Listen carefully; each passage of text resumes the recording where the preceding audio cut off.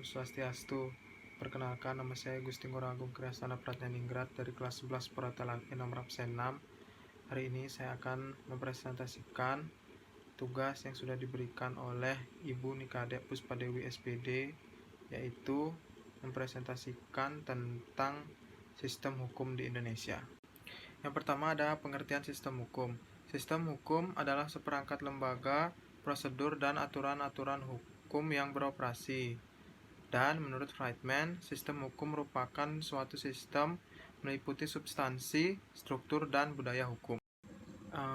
Yang kedua di sini ada jenis hukum yang ada di Indonesia, dan yang pertama ada hukum privat dan hukum publik.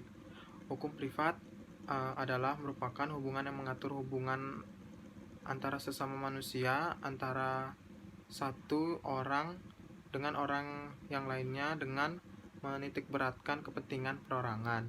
Contoh hukum privat adalah hukum sipil, hukum perdata, dan hukum dagang. Dan yang kedua ada hukum publik.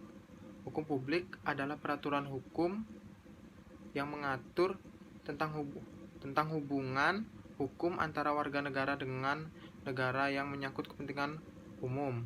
Hukum publik merupakan hukum yang mengatur masyarakat, dan contoh hukum publik adalah hukum tata negara, hukum administrasi negara, dan hukum pidana. Dan yang ketiga ada fungsi hukum. Yang pertama ada sebagai perlindungan.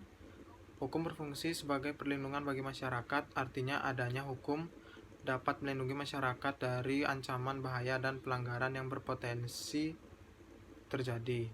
Dan yang kedua ada hukum keadilan. Hukum identik dengan keadilan, di mana fungsi keadilan menjadi salah satu fungsi pokok hukum, artinya hukum berfungsi sebagai penjaga, pelindung, dan memberikan keadilan bagi manusia. Dan yang ketiga dalam pembangunan. Hukum juga berfungsi dalam pembangunan, artinya keberadaan hukum dapat dipergunakan sebagai acuan guna mencapai tujuan negara.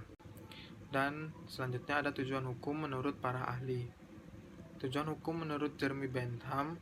Jeremy Bentham menjelaskan bahwa tujuan hukum adalah guna mencapai kemanfaatan. Dalam arti lain, hukum akan dapat menjamin kebahagiaan orang banyak. Teori tersebut juga dikenal dengan teori utilities. Dan ada juga tujuan hukum menurut Jenny. Jenny menjelaskan tujuan hukum merupakan cara untuk menemukan keadilan dan juga sebagai unsur keadilan yaitu kepentingan, daya guna, serta kemanfaatan. Dan terakhir ada unsur-unsur hukum. Yang pertama ada peraturan yang mengatur tingkah laku manusia dalam pergaulan hidup bermasyarakat. Kedua ada peraturan yang ditetapkan oleh badan-badan resmi negara. Ketiga ada peraturan yang bersifat memaksa. Dan yang terakhir ada peraturan yang memiliki sanksi yang tegas.